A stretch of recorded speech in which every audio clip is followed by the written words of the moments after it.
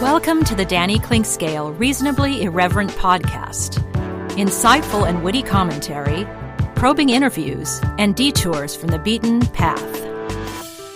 Welcome back to another rollicking edition of Thirsty Thursday. A couple of guys hanging out, having some cold ones, having something with a straw in it, it looks like today, and just talking about things. We fact-check our previous episodes. Thankfully for us, we had sort of decided that maybe we were going to do this on a bi-weekly basis, kind of like I do with my music podcast with Tim Finn. But we had done a couple in a row, and then last week we did the pattern we were supposed to and didn't produce a Thirsty Thursday, and lo and behold, there was an eruption, a reaction. I don't know if I'd go all the way to eruption, but there was certainly some emails, some text communication, like, where is our Thirsty Thursday? Which is flattering and nice, and thank you for that. So we are back here today with our usual sense and nonsense, which is part of the title of this effort, and that's where we will go today. And as we start, we never really know particularly where we go. I'll be curious to see if Joe's fact-checking skills will include a fact-check that I made on myself, because I did make an error, not a grievous error, but I will have to apologize to somebody who is no longer with us, in other words, has passed on, so I don't feel quite as bad. And anyway, I don't think she would have ever listened to the podcast anyway. So that is where we are going today, which is we don't know. It'll be sports, it'll be music, it may be an event of the day, it may be a life's tale. You never really know. And so you're going to find out coming up next. Cinematic Visions has been an affordable solution for professional media production in Kansas City since 2003, offering award-winning video production and creation, as well as a wide array of digital and social media management services. From planning, scripting, filming, editing, and post-production, to delivering your product to a watching world, Cinematic Visions will provide professional and affordable services for you and your business with the necessary return on investment to make it all worthwhile. Cinematic Vision's goal is to unlock the power of storytelling through video and a strong online presence for your company. Beyond the numbers, they want to inspire and evoke your clients to feel and act. Let my friends at Cinematic Visions embed your brand where it belongs, in your customers' minds. You can find them online at cinematicvisions.com or with a quick phone call at 816-600-6300. Hi, this is Matt Llewellyn from 23rd Street Brewery. Thank you, Kansas City, for supporting all the local restaurants during this time of crisis. Starting Thursday, May 21st, the 23rd Street Brewery will be open from 11 to 9 for carry-out and delivery service, and 4 to 9 for dine-in and patio service, if you can believe that. We're open. During this phase, we will adhere to the Douglas County recommendations for restaurants, and please see our website or our Facebook page for details. Most importantly, we want all of our guests and staff to stay safe, and together, we will all get through this. My friends at Advanced Sports and Family Chiropractic and Acupuncture are among the most accomplished and trusted clinics in the nation. Only one clinic has been rated in the top 5 in all 3 categories of chiropractic care, acupuncture, and rehabilitation, and that clinic is ASFCA. They have locations in Olathe, Overland Park, Prairie Village, Belton, and Lee Summit. Doctors Brad and Christina Woodle and their accomplished team of doctors and therapists will treat you like family, for the simplest of injuries to the most complicated conditions to avoid surgery. Whether you are seeking treatment for an injury or just looking to stay healthy and fit, this is the place for you. And it's been the place for me for almost 2 years now. I've been a strenuous daily exerciser for years, and as time goes on, that takes its toll. But regular appointments at Advanced Sports and Family Chiropractic and Acupuncture have helped keep me ticking on, and even as the years pile up, their regular care has allowed me to keep to my regimen and feel great. If you want to feel the same, give them a call or visit them at asfca.com/Danny. They accept all insurances and are open Monday through Saturday, and make sure to mention that Danny Clinkscale recommended Advanced Sports and Family Chiropractic and Acupuncture.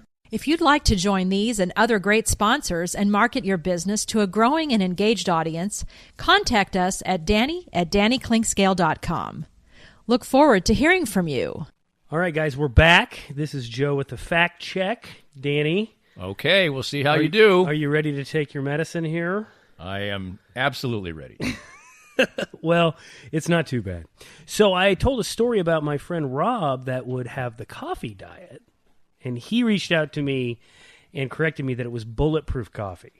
Do you know what that is? I do not know what bulletproof coffee is. I didn't either, so I had to look it up. So apparently it's 2 cups of coffee, 2 tablespoons of butter in the coffee, and 2 tablespoons of MCT oil, which is medium chain triglycerides. So I guess it makes it 600 calories or something, and this is your So breakfast. it's sort of there is some nutritional value in there. It fills you up maybe a little bit. Butter. Butter, yeah. Well, I mean, it's... Well, yeah. But you, if you just drank coffee, you'd be starving. Yeah, I think next time instead of cocktails, we should have some bulletproof coffee and see where that goes. That's not happening. I have never had a cup of coffee in my entire life. You're kidding me. Nope. We're revisiting this. I'm not sure we can be friends.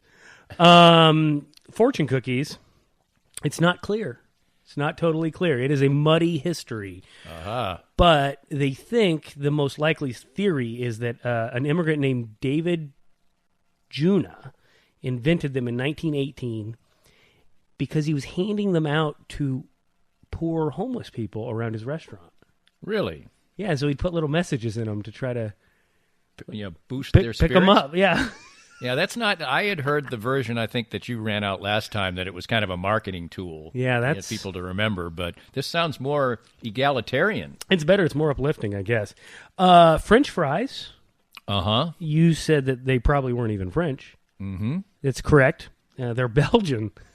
Well, that's surprising. From the 'Cause 1600s. That's pretty close. I mean, It's pretty close. Absolutely. You know, you can confuse the two. Okay, so I think they speak French in part of Belgium, or a form of French, I believe. Do they? I don't know. They're right next to each other. Yeah. So I don't know. You took issue with me saying that 200 calories made a meal. And... yeah, well, I did, because you said you ate a series of small meals, and 200 seemed a little Spartan to me. So I did a little research on how many calories you should eat in a meal if you're doing 3 meals. Okay? So for breakfast, you should have 400 calories, right? And so first breakfast, second breakfast. Sounds like most Americans are way above that threshold. I imagine an Egg McMuffin is a tad bit more than 400 calories. And delicious. But anyway, so if you got a 400-calorie breakfast and you split it up into 2 breakfasts and it's 200 each, I would argue that's a meal. But that's up in the air. I wasn't really arguing it. I was just saying that I seemed like if you were going to do that, you could. That's not very many calories, so good for you. Well, you know, I'm pretty great. The Blunder Bowl. I looked up the Blunder Bowl, Yes. read about it. This is great. It's making me learn a little more of sports history before I was around. It was Super Bowl. Yeah, it was Super Bowl 5, and there were 11 turnovers. Yeah, I think I said 9, but 11 I know turnovers. it was bad. It was the ball was bounding all over the Orange Bowl AstroTurf. That's right. It was the Orange Bowl, and there were 5 turnovers in the fourth quarter alone. Holy Moses, right? For a 16-13 game. Now, the defenses were tough. There's no question about that. Colts were led by Mike Curtis, the linebacker, and the Cowboys had a fantastic defense. And I think there were like 5 Hall of Famers on their defense. But well, it was 11 turnovers. So we talked a little bit about the famous marathoners, multiple marathoners here. This is it. You were correct. Ding, ding, ding. Rosie Ruiz was the cheater in I was correct about 1980. And Greta Waits, ding, ding, ding, 9 victories in her career. She did poop her pants. But the other thing... Now, here we go. This is interesting. Now, so you found where she pooped her pants. I did. I found it along with a bunch of blogs about how to not poop your pants if you're running. Well, I feel great now because I was thinking about that, and so I said, well, I'll just make sure heading into the pod. And when I researched, I also found, which could be a memory as well, because I probably watched them both, so I think I was right, but Uda Pippig, who won the Boston Marathon 3 consecutive years in about the same time period, also had diarrhea during a marathon. Okay, so we got a gray area here. This is I'll have to dig into this some more. We'll have to dig into this some more because there is also a runner I texted you because I couldn't figure out the spelling. There's a runner, Bales, not Bates, who also pooped her pants. Yeah, the blog I saw had several instances of marathoners.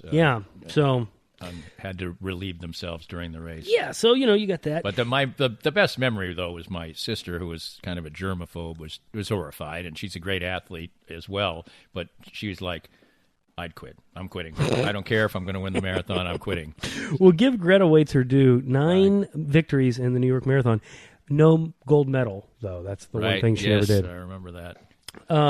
She also passed away in a timely fashion, very young, at 57 years old, of cancer. So that was a sad thing I saw today. Yeah, I read that as well, Danny. I was going to leave that out because this is a fun podcast, but appreciate you bringing us down there. Right. Okay, so that's what we were pretty clean on the last one. That's what I have for a fact check. Was the running thing your that was it? Check? Yeah, that was it. So I'm glad to be get some redemption, because I was ready to come in here and mea culpa. Well, but apparently there's a lot more pooping going on than in races. And I confess to having to. Well, I needed one clarification on that story, and then we can stop talking about it. You talked about there being snowbanks around, and then you were going to go play golf with your brother later that day. Did you guys play golf in the snow? I probably got my stories mixed up. Okay. He was probably coming there for an event that unrelated. He used to, he lived in Massachusetts, and this was upstate New York, so it wasn't that far away. So he probably came more than, he used to come up and caddy for me in the club championship every year. So that I know. So, yeah, that doesn't make any sense. Although, there, you could theoretically have snowbanks and still be able to play golf. Yeah, like they were piled up and they're still melting at 60 degrees now, yeah. Yeah, I mean, especially there. I mean, that in upstate New York, the last year I lived there in Utica, it snowed 190 inches. Ugh. I shoveled it, 31 consecutive days in one stretch. No, thank you. No, well, that's what my first wife said too. After that winter, she said, "No, thank you. We're leaving." You need some heavy equipment in that. That's a snowblower situation. It was so bad that the snowbanks got so high that there was no place to throw the snow, because you would throw it up there and it would just come right back down. Oh, yeah. You had like 12-foot snowbanks. Yeesh. So, anyway, yeah, it wasn't good. They had the epic lake effect snow that you get in upstate New York. Buffalo, right on a lake. Syracuse and Utica, east of another lake. And so the weather would move from west to east. It was going to snow anyway. It would be part of a weather front, but then it would pick up the extra moisture from the lake, which would add to the snow totals. Well, speaking of lakes, I am stoked for the upcoming holiday weekend. I am a lake rat. Yeah, I know that. I know. I found that out. This time of year, starting this weekend, there's rarely a weekend we're not at the Lake of the Ozarks. It's my happy place. So what number aren't I am not a lake person. This is like how people in New Jersey describe where they live. What exit? Yeah. That's. Well, I was going to ask you, are you a lake person? Are you one of these people that are like, turn your nose up at brown water, or? No, I do not. The only thing I don't like, I love all things aquatic. Oh. I love, the only thing I don't like is a mucky lake or river bottom to step in. Yeah. Like the ooze. That I don't like. And the worst ooze, because we did a lot of lake things, a lot of lake stuff. Turn your phone off, buddy, will you? Man, Come on, it's a work call. It's got a crazy light on it, too. It's like a disco ball. It is off. The worst kind, and you'll maybe somebody's experienced this, maybe not, is at the bottom of a lake, at some points, it will get what you would call a false bottom. Mm-hmm. Where you can step on it, and it feels like you're stepping on the bottom, and then it just gives way to another foot of ugh and ooze. And that is not, I'm not a fan of that at all. Well, that reminds me of two stories. When I was a kid, we used to swim in these farm ponds, right? Right. Like out, because I'm from the country. And one time we were swimming in this farm pond, and we decided to have a mud fight. Okay. Sweet. Because I'm probably second or third grade here. So we had this mud fight. We're covered in mud. We try to rinse off as best we can in the little pond before we come up, and we get up to the house, and my buddy's mom is like, "What is that all over you?" I'm like, "It's mud." She's like, "That's a cow pasture." That is not mud. What do you mean it's a cow pasture? It has a pond in it where the cows go. Oh, I see. Oh, so guess what that was? So you were covered in dung. You were throwing dung at each other. No so it doubt didn't about it. smell? You're a kid or whatever. Maybe the mud kind of smelled anyway. You got all that water that's kind of getting rid of it. So the other story is you speak about false bottoms in the water. So when I got married to my beautiful bride, I had only been to the ocean once. Okay. And this is when I was in like 4 years old. So, we got married on a beach. And so we have the ceremony, and afterwards, where is this is on Grand Cayman. So we went on a cruise, Ooh, right? Swanky. Yeah, we were put 4 people to a cabin. I think it was $200 a head for a 5-day cruise. It was economical. Yeah, that does sound. We got married in college, so it was tough. But anyway, so my idea was I'm going to pick up my bride and I'm going to carry her into the ocean, turn around, knee-deep water, and, get a great photo op. Right. I'd never really been in the ocean before. I didn't realize that sometimes it goes from ankle deep to chest deep, right? Yes, it does. Sometimes. So, I'm carrying my wife in her white wedding dress. Oh, boy. And we're walking down this rocky beach, and I'm like, I'm gritting it out. So you're planning on keeping her dry. 100%. Right. Right. Okay. And I'm in like linen pants that are rolled up. It was very yuppie. And so I get to the ocean and I'm like, I'm going to get in there just one more step and then turn around. Boosh. I go under. And as I'm going under, I reach my hand up and I put my hand on the back of her head and I did everything I could to keep her face from going under the water. And I managed to do it, right? Oh, wow. But so her hair was protected. Hair was protected, but in all of our wedding photos, we are soaked to the bone. Wow.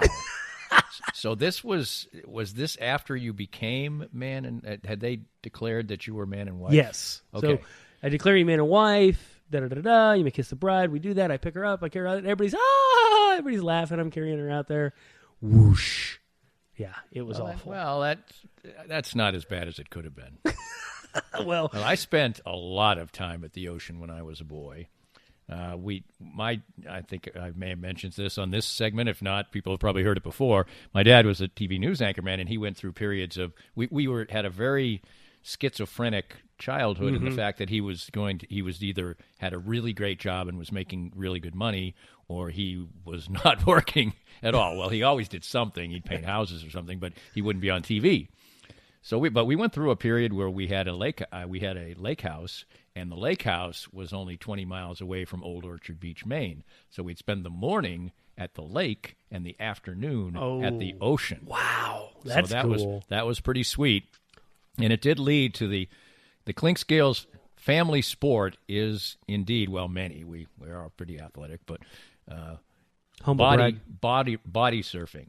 The Clinkscale family loves to body surf, and kind of competitively. Now, there's no real way to be super competitive in it. Yeah, explain competitive body surfing. Well, basically, you catch the wave, and let's see who goes the furthest. Oh, okay.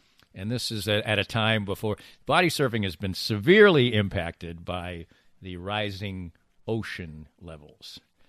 Because before, when you went to the beach, and there's not that many beaches left like this, because I know, and I still go to the ocean, and I'm dying and I still do body surf it. It's a lot harder, because when we'd go to Maine or Cape Cod, and the tide went out, it would go out, like out, where you were playing Frisbee football on wet sand that was packed, down. That's the way South Carolina and is. Then the tide would roll back in, and you'd had this long, flat expanse, and so you could ride the waves for an extended period of time. Well, in a lot of places now, the tide doesn't go out very far. I mean, it goes out, but it kind of stays in the same place because there's too much water. And so the waves crash right into the beach, and you can't ride those or you're going to get your head broken in. Oh, yeah. So anyway, that would be why I my break my youngest head brother was every time. usually the winner because you can take these long rides, and you would just go as far as the wave would take you. And he, for some reason, whatever his body structure was He's or whatever, very buoyant. you'd pop up out of the, oh, what a wave, I got it. And he's 30 yards ahead. I mean, he had gone 30 yards further. Wow. So it was, but the feeling, and I think only somebody who has body surfed, the feeling when you absolutely catch the wave perfectly is unbelievable. It's almost like you're flying. Yep. You catch the cup of the wave exactly right. It's a remarkable feeling, and I still love it to this day. I mean, I went to Puerto Vallarta a couple of years ago, and we were in Puerto Vallarta, and there were very good waves, and me and this guy are commiserating because the waves are crashing right onto the rocky shore, and we can't ride them. And I'm like, boy, this is bad, man. You know, look at this. These are great waves. And he goes, you need to go to Bucharest down the coast.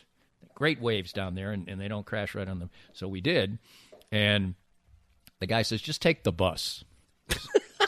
so it's very convenient. Just whatever. Take the bus. Just take deep the bus in Mexico. So we get on the blue. It was a blue bus with chickens, and we were the only Anglos and it was a weekday, and these people are basically just going to work and whatever. Goodness. And so we went down to Bucharest, and they did have some fabulous waves, and I am like 8 years old when I'm in there. You can't get me out. You cannot get me out of the water. This is how dedicated, and I'm going to wrap this little piece up before I even get more enthused.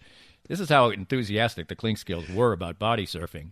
We went to Reed State Park in Maine once, which is way further up the coast, halfway to Canada maybe in Maine. And on that day, it was about 98 degrees. In Maine? Yeah, in this July. You know, it was hot. It was a super hot day. And so there were literally thousands of people at the beach. And they post the water temperature when you park. You know, you can see it. You're walking in, you pay, and it says the water temperature for the day. I vividly remember, it was 52 degrees in the water. The Clink Scale boys and dad were the only people in the water. I mean, other people were, dribbling their feet in there to cool off, but we were the only ones who were swimming. And you had to work your way in. I mean, this was an art form because you couldn't just, if you dove in, you get the worst ice cream headache in the history of mankind. Really? Oh, yeah, it was brutal. I mean, you couldn't do it. So literally you had to go in by little, and the first key was you got your balls wet. I was gonna say when it hit when your the boys, waistline. Yeah, when your boys got, and basically what you were doing is you were kind of just frostbiting. You were numbing yourself, and you'd get in and you get used to it, and then we get caught up in riding the waves. But when it came time to come out, you get exhausted after 45 minutes, an hour, whatever, and it's hot out, and you've got four Clink Scale boys, and we're shivering. Blue lips, and the whole 9 yards. So, those are wonderful memories, and now, even at my advanced age, when I go to the ocean, I'm digging. I don't like Florida, no. I do not like going to the ocean when there's no surf. We like the waves. An old bag of bones like you probably sinks to the bottom now, but my daughter and I surfed in Puerto Rico. Surf surfed. And by my daughter and I mean my daughter, because I was awful at it, and she got up the first time, rode Really? 20 waves at 8, 9 years old. It was crazy. Yeah, I've never surfed. It was I've never so regular impressive. Yeah. But there's no body surfing in the lake. At the lake, it's about water skiing. Well, yeah, we do some water skiing. Our life at the lake is a lot about long boat rides. A lot of beer. Well, one of my favorite parts about the lake is it's one of the only places besides an airport that it's socially acceptable to drink at any time. Right. During the day, right? And it's the weekend, you're not doing anything. I mean, who's getting hurt? That's always been my thought about tailgating. Oh, yeah. Is that that'd be the other place. If, for instance, on a Sunday morning you were driving down the street and somebody was sitting on their front porch at 10 a.m. drinking beer, you'd think, well, that poor guy's got a problem. Yeah. Well, and if you're grilling at Arrowhead, you're fine. You're fine. Well, speaking of drinking in the morning, the Bundesliga was back. Yes, it was. On Saturday, I heard your Monday musings about this. I couldn't agree more that soccer is hurt by not having fans in the stands. You know, I have the Bundesliga. I'm a big Bundesliga fan. I'm a big Borussia Dortmund fan. I've got the flags up in the basement here and everything. And I turned that game on at 8:30 Saturday morning, and my daughter and I watched together. She's a big soccer player and fan. And it was so dead that first 15 minutes. And, you know, even the cheesy stuff that I don't really care for, like the kids walking out with the players and all that, like that's not really, like, I'm like, whatever. But you miss it. You find I found that I missed it. And then the first 15 minutes of the match was just, you know, not very intense and everything. Once they got a little bit of contact and got moving, I think the play really improved. But I've been to Signal Laguna Park in Dortmund, and it is raucous. Well, it's the highest attended league in the world. Yeah, in any sport. Exactly, and I'm a Chiefs season ticket holder. I was at the when they set the record in air quotes on the against the Seattle, Patriots, right? Whatever, I think, or it was Seattle. They did one it of a couple of times. Seattle pops into my mind because they were the ones they were always vying for the record. I think it was the Patriots game, but anyway, I've been at Arrowhead a million times. It's great memories. I was at the AFC Championship game that they lost, and there is just, I mean, I hate to say this, but there's nothing like these crazy ass Germans. Well, the thing, just the culture of it is that, you know, many of the fans sing and stand and wave flags the entire game. I mean, that's why I said, if for anybody who didn't hear the podcast on Monday, the Monday Musings, I said that, you know, easily of the three sports that rolled out, soccer was affected the most because there's such a juxtaposition between what you usually get and what you got there. Golf can be played. You know, I had some other problems with the golf, which was, you know, but and NASCAR, I thought it was a perfect television product. I don't understand why NASCAR doesn't just do the digital racing. What's the difference? Like, I'm sorry, but like, what was one of them going to decide to start turning right at some point? Like, what is going on? Why anybody could watch that is beyond me. And then, but you know what, Danny? When it comes to golf, I sort of feel the same way. So we can argue over this. Right. I mean, I will never argue with anybody about the fact that they don't like watching golf on TV. I won't. I like it, but I'm a golfer, and I can understand why people don't like it. I'll watch the Masters, and I'll turn it on for an hour or something, but like sitting down for the long... Well, I almost never watch live golf anymore. There's so many commercials on there. It's the perfect DVR. I can do a golf tournament final round that's 3 to 4 hours on my DVR if I want to. Now, the majors, I'm going to sit there and soak it in. But if it's the Greater Greensboro Open or something, I can do it in about an hour. Okay. And see all the shots. But I thought that there was a certain staleness when you've got one group playing golf. You know, usually when we watch golf, it's kind of bang, bang, bang, especially the way it's produced in the United States. Now, if you watch European Tour golf, it's much more leisurely, and they don't show as many shots, and it's basically because they don't have the budget. But, you know, we're saying, over to 17, over to 16, and what most people don't know is about half the shots you're seeing are not live. Yeah, of course they can't. There's no way they can pull that off. Simultaneously playing.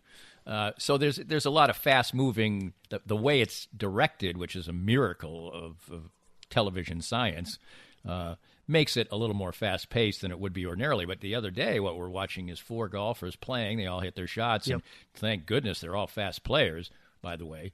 But still, I thought that was affected. Not having the fans was affected there. But NASCAR, I didn't think it affected the product almost one iota because it's still loud. The engines are still roaring. And when you're watching it live, they're just zipping past the fans anyway, and they're sort of just like a little tableau. Now, before we take our first time out... Hold on a second. Hold on. Yes? You want to know what kind of golf I would watch? What's that? I want to see a bunch of just idiots like me out there hacking the ball out of the woods at Swope Park, just Well, you're going to get some terrible. Of that this weekend. because you got Tom Brady and Peyton Manning playing. Do you think they'll be bad? I think Peyton's supposed to be pretty good, but I heard Tom Brady saying that he, shot 94 the other time he played. That's what I want to see. So you're probably going to. That's what I'm talking about, Danny. And the last 6 holes are alternate shot. So their shots are going to count. Wow. Yeah, it's going to be pretty fun, I think. I might watch that. I think that's going to be a little bit of fun. But, I think I lost my I threw you off there. Sorry, buddy. My train. Your train went off the wagon there. The train went off the wagon? I thought you were going to stop me because I used the word tableau. Oh, no. I know how that's spelled. Spell it. Tableau. That's Fact right. check. Fact Very check coming French. up. Why don't we take our time out, and Joe and I will be back. I'm not quite done with this wonderful Warsteiner, which, as I mentioned to you, has gone through periods as my favorite beer. It's a Warsteiner. Well, I know that, but you're a Dortmund fan. By the way, you enlisted and quite a few Dortmund fans. I mean, Sam, I don't know if that's for you. I know Sam Petro picked Dortmund because of you. Yeah. I heard that. And Sam Mellinger and his buddies apparently decided to go for Dortmund. Yeah. Well, hey, the only downside of Dortmund is its Missouri colors, okay? And it's Pittsburgh Steeler colors. I messed up. I screwed up one time and showed up to a Chiefs game because I was proud of this new Dortmund jacket that I got. And I showed up to Jim Kissick's tailgate, and he was like, what is that, a Steelers jacket? Understandable at a American football game. Yeah, it was a mistake. Yeah, well, let's take our first time out. Joe looks like he's getting down to the bottom of what is that? The Rattler and with a little octane in it. It's the taste of summer, Danny. Yes, it is. Oh, there you go. Well, I think I might grab another Warsteiner. There you go. All right, we'll be right back. More of Danny's Reasonably Irreverent podcast after this. I'm here with Tim Emerson, the owner of Emerson & Company. And Tim, give us an idea of the range of services that you provide from Emerson & Company. At Emerson & Company, we do credit card processing, payroll services. We do bookkeeping, merchant accounts like point-of-sale systems. What would you say differentiates you from other companies in the field, and what makes you special? I think what makes us unique is that we're a small local business making regional decisions on companies. We create a profile for the business and then put it out to our different vendors in a very competitive environment and tailor those needs to the specific business, which usually ends up in a great fit or great result for the company. And, of course, the idea is to save money, right? Save money, and actually sometimes I'm surprised where actually a solution that may cost a little bit more ultimately does save money, but we're not conditioned to think like that sometimes. Emerson & Company. Check them out at emerson-co.com or call them at 816-360-9092. For many people, a family law case will be one of the most difficult experiences in their life. The law firm of Kenneth McRae will help you through it. Personal and effective help from Ken in concert with you will develop a unique strategy for your unique case. As Ken always says, divorce can be civil law, not civil war. Licensed in Kansas? Visit McRaeLawOffice.com or call 913-972-4765. We're visiting with Larry Marshall, former Chiefs defensive back and punt returner and now a Chiefs ambassador. Larry is a former pro football player with the aches and pains that come with that. And moving on in age, as we all are, what do the Canaway CBD products do for you? It's been a great relief for me. Being a punt and kickoff returner, collisions were a mainstay of my career, and these Canaway products, the salve especially, has really helped me try to get through every day with the aches and pains that I've had over a career of 7+ years in the NFL. I get similar benefits as well, particularly with my back. Certainly wasn't a football player. What's the best way for our listeners to get more information about the great products themselves? Well, I'm so enthused about it, Dana. They just contacted me at larrymarshall.canaway.com, and I can give them all the information they need to help them get through the day as well. Start gaining all the benefits that Larry and I do from the trusted and reliable line of Canaway products. As Larry said, visit larrymarshall.canaway.com and get information on all the great products from Canaway. If you'd like to join these and other great sponsors and market your business to a growing and engaged audience, contact us at danny@dannyclinkscale.com. Look forward to hearing from you. We are back. This democratic process has me bringing it back this time. It's Joe and I looking at David Bowie and Jimi Hendrix and Jim Morrison That's right. Some other good stuff. And Laker joining us behind. I don't know if you can hear it, but he's been gnawing on a bone a little bit behind us, Joe's dog. By the way, before we don't have really any more lake stuff, but we should answer the question of your mile marker before we move on. Of course, yeah. We're at we're in Mimosa Beach, so you probably know where that is if you're a lake bum. We're like 47, I think it is, or 46 and a half. Yeah, it's perfect because you go one direction and it's just scenic and beautiful. You go the other direction and you've got the restaurants and the bars, and so yeah, we love it. We're there all the time. You were referencing some posters on my wall here of some musicians. Okay, are you a Stones guy or a Beatles guy? That's an interesting question because you were challenged with the album thing by me. That's right. And I took an interesting in yesterday's podcast with Tim Finn. We talked about it. Curtis Siebold from WHB was the person who challenged me. I challenged him, but he'd already done it so many times because he's so known as a music person that he just put his 10 out there and said, "There they are, Danny. I'm not doing it." I would say I'm more of a Stones guy. Thank goodness. I actually like the early Beatles innocent poppy songs better than the more highly acclaimed. Now, there's a few of those I really like. I'm not saying I don't like the Beatles. But I'd rather listen to Please Please Me than a lot of stuff. So I would say I'm more of a Stones guy. But there, you can't lose. I mean, they're both good. I forgot we had this conversation at one point because that surprises me because most of the time people of your advanced age will look at me and say, I mean, if you don't think the Beatles are everything that's ever happened to music, then you just don't understand music. Well, I understand how influential they are, although I think that everybody learns from everybody, steals from everybody, what you want to say. But I think even the Beatles themselves would talk about how much of an influence Brian Wilson and the Beach Boys had on them.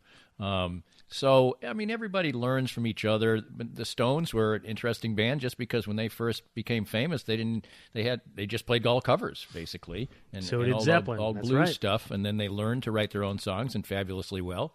I would probably say I'm more of a super underrated band from that era is the Kinks, for instance. Well, my whole argument, and we won't get too far into this.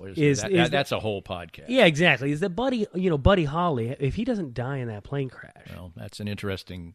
Okay. I love Buddy Holly. And you know who his bass player was?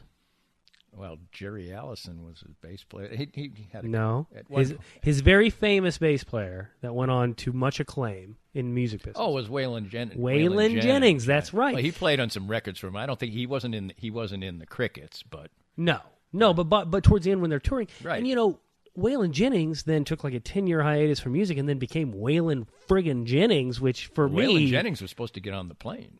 Yeah. Yeah, right. He gave up the seat, right? And we would be denied so many great songs and so much wonderful music. I'm a huge Waylon Jennings fan, if you can't tell. Anyway, just to think about that and how fateful that plane crash was. Well, I think it's interesting because Buddy Holly was... at the time of his death, starting to take a more sort of orchestral turn to his music as well, more sophistication. So there's no telling where his music was going to go from the kind of rockabilly that he was famous for. But I love Buddy Holly, and if anybody is in Lubbock, Texas, I can highly recommend the museum, although I went there in 1999. It's probably even much better then, but I spent a whole afternoon there. Really? Yeah.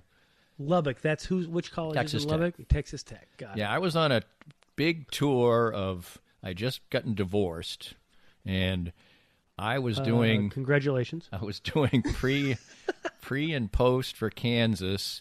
I was doing the Kansas women's play-by-play, both. And it just coincided that both teams were kind of bopping around Texas at that point in time.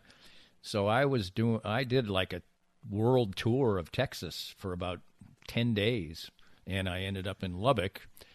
And I'm not going to go this. I don't want this to be this is a fun podcast, but so there was who's this about? No, there was some consternation after my divorce, and so I thought, you know what, this could go in two ways. I could either drink way too many Sapporos like I have now, or I could go in the other direction, maybe cut back for a little while.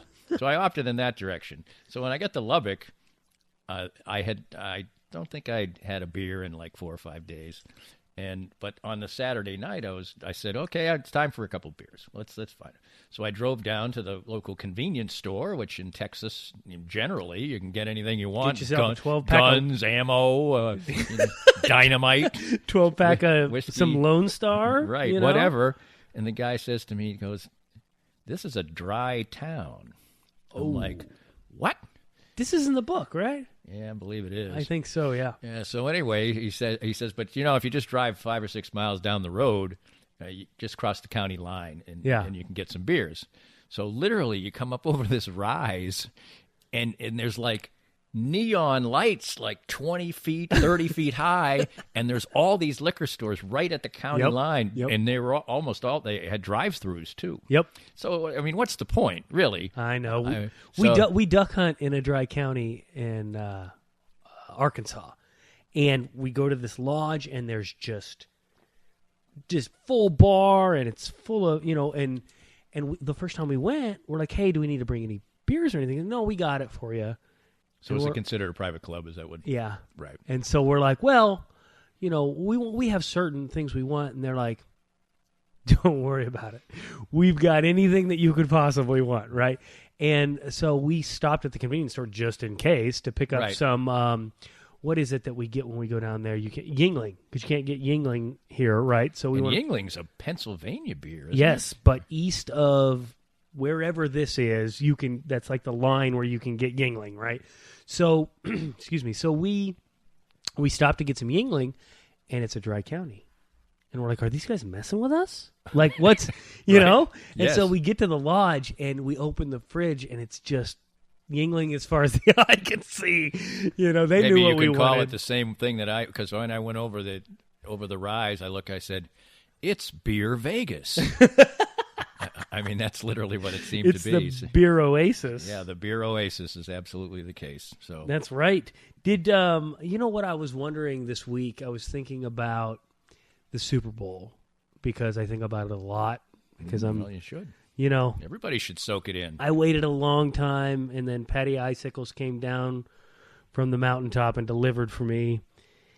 What did you do for the Super Bowl? I watched it at home. Was it just you and the wife? Or? It was, and I will say this, I wanted to enjoy the Super Bowl. I'm not a Chiefs fan per se. I actually was the Chiefs were my AFC team when I was a kid, even though I lived in Boston.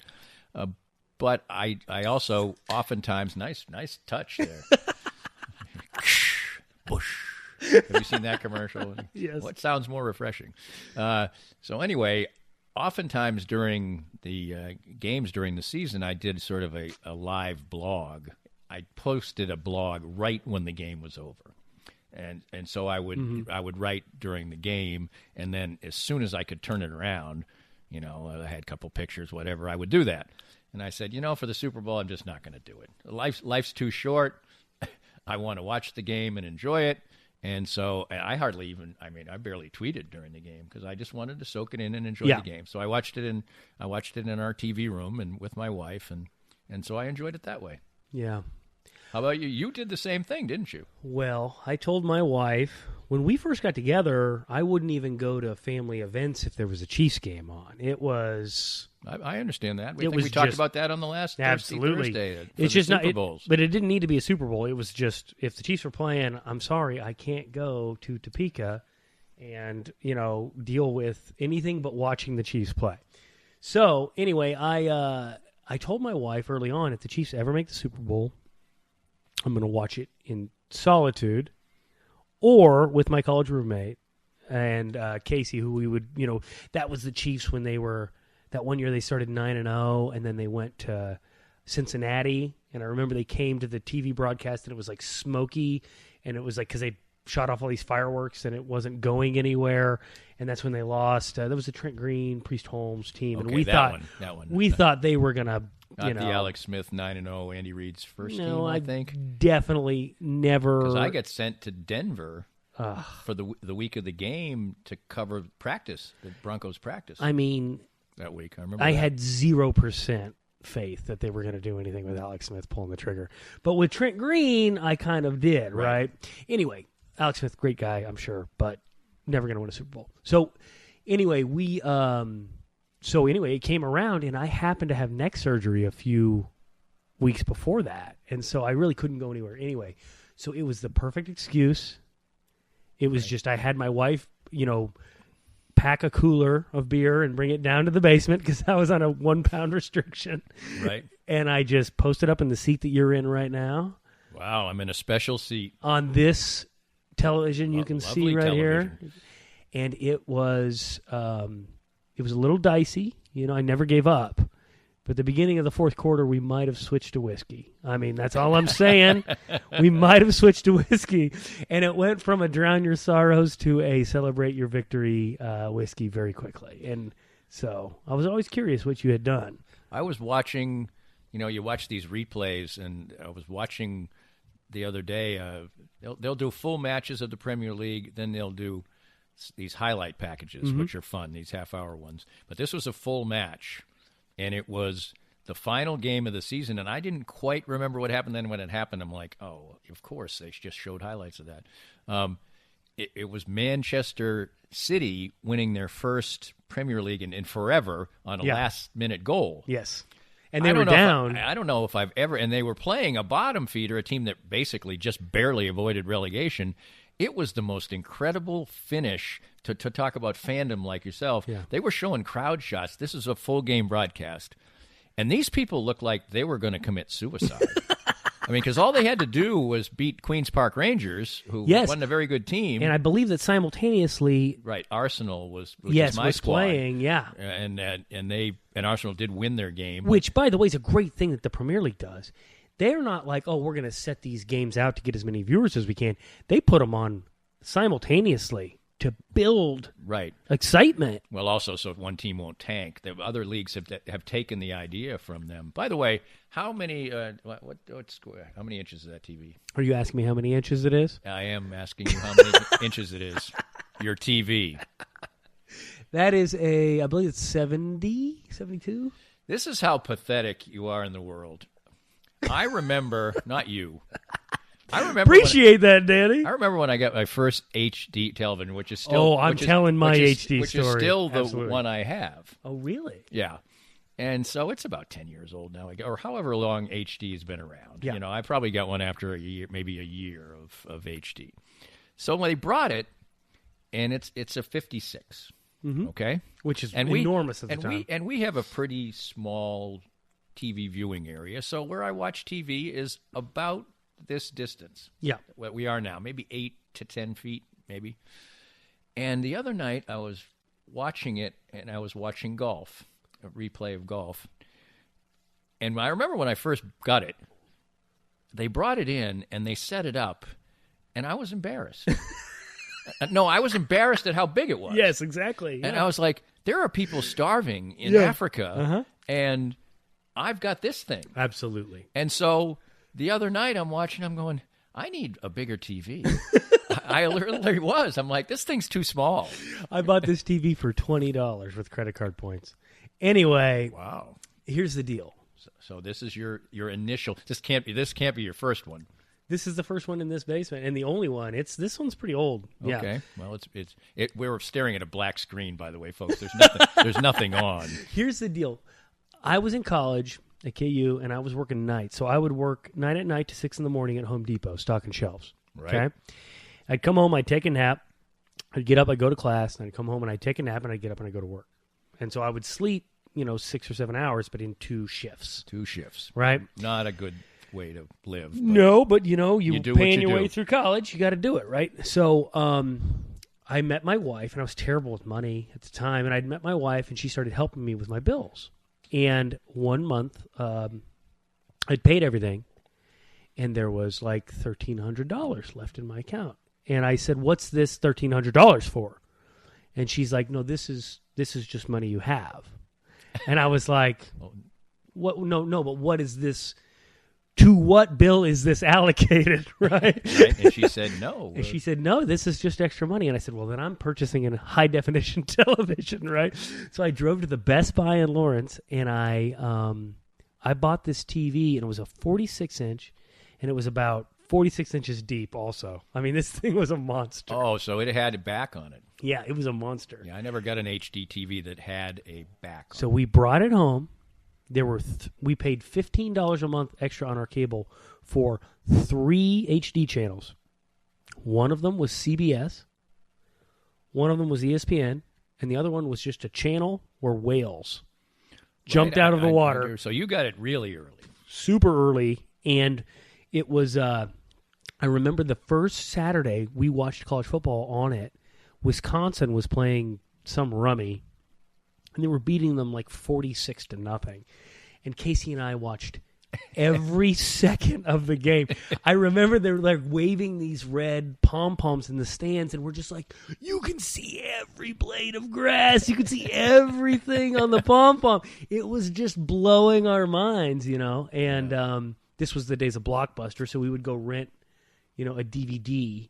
We put the DVD in and be like, this looks like garbage, you know, compared to the HD that we're used to. And now they have other technologies. I guess they're supposed to be even better. Oh, yeah, the 4K and all that. Right, I don't know how that particularly works, but like I said, you just get, and it was amazing how quickly you talked about you can see every little pom-pom. Yep. It's amazing how quickly you just get completely spoiled by it, and it's just regular routine, and then you see a non-HD, you're like, like the Jordan thing. You watch those highlights they put on the Jordan thing, and it's like... And they look even, truth be told, those look worse on an HD TV than they did on a regular TV before. Though, you know, it doesn't translate. Yeah, it doesn't translate as well. So you know, people think, oh, God, they were looking at that. Well, they weren't looking at that. You were looking at a better picture. Well, first of all, it was 24 inches. Right, that's so true. You didn't see how bad the picture was. Well, here's another old man way back story. I had the most incredible experience for a young sports fan because my dad worked in a television station. And this is the mid-'60s, and so I would go on the weekends with him to the television station. And so mid-'60s, you're in your 40s? Let's not even go there. I'm a little boy. But anyway, I'd go in the control area, and they'd have the feed of all the NFL games. Oh, wow. So you've got like... in color. You've got like Petro's basement. I had like a man cave. 7 years old. Yeah, a man cave. No, we didn't have that at home. I still remember when we first got our first color TV, the Army-Navy football game was on. And I sat there and I was not going to move. I did not. It was a beautiful day, and my mother, why don't you go outside? I'm like, well, look at this. Have you seen what's on TV? I had the ticket, you know, in 1965. That's crazy. 68 maybe it was. Yeah, and so I'm watching, you know, 4 games in color. Wow. On these pristine monitors. You know, they weren't very big, but yeah. So that was there's a good experience. When I was that age, I got to see the road in HD from the cab of my dad's semi-truck. Nice. Well, that was HD. I did visit almost every state before I was 8 years old because he would just drive. You know, he'd just drive. He was a trucker, and he would just go. He was unstoppable. He would just drive and drive. I've never seen somebody work so hard. Have you ever even put on those things like when you walk into Walmart and it says they're like HD sunglasses? No, I've never put those on. Have you put those on? Yeah, and I think it's you just put them on over or under your blue blockers when you're driving. I think it's just I think whatever tone they put in them kind of makes things look a little clearer.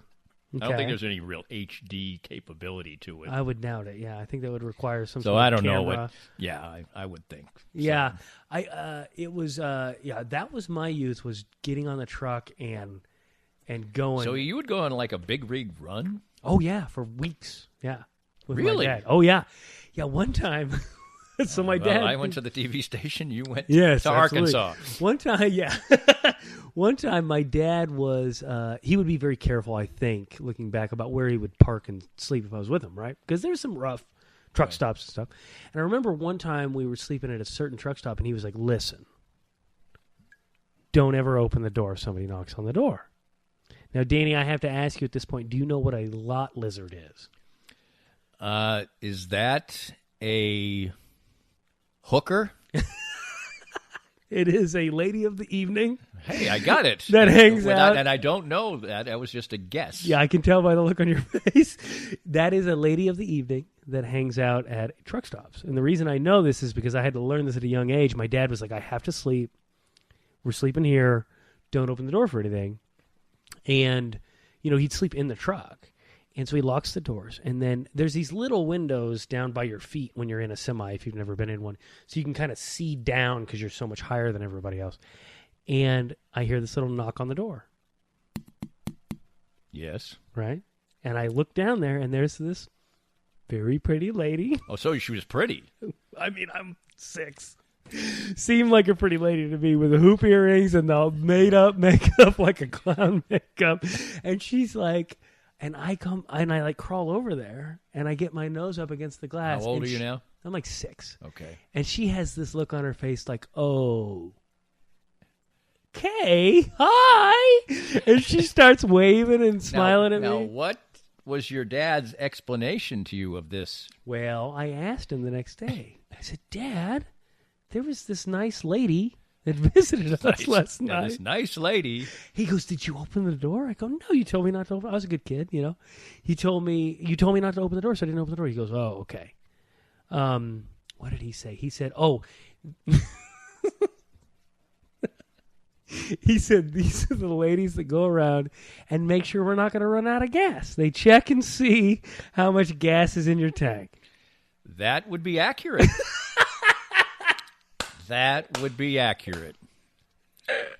So you grew up in a TV station. I grew up in a semi-truck. I think that really shows the difference here, the juxtaposition. I think that checking out how much gas you had in your tank is a good way to conclude another edition of Thirsty Thursdays, Sense and Nonsense. This podcast was made possible by our great sponsors like Easton Roofing, the presenting sponsor of Kansas City Profiles at the Danny Kling Scale Reasonably Irreverent podcast. Easton Roofing, where integrity matters. We hope you enjoyed the latest Danny Kling Scale Reasonably Irreverent podcast. Come back soon for something fresh and new.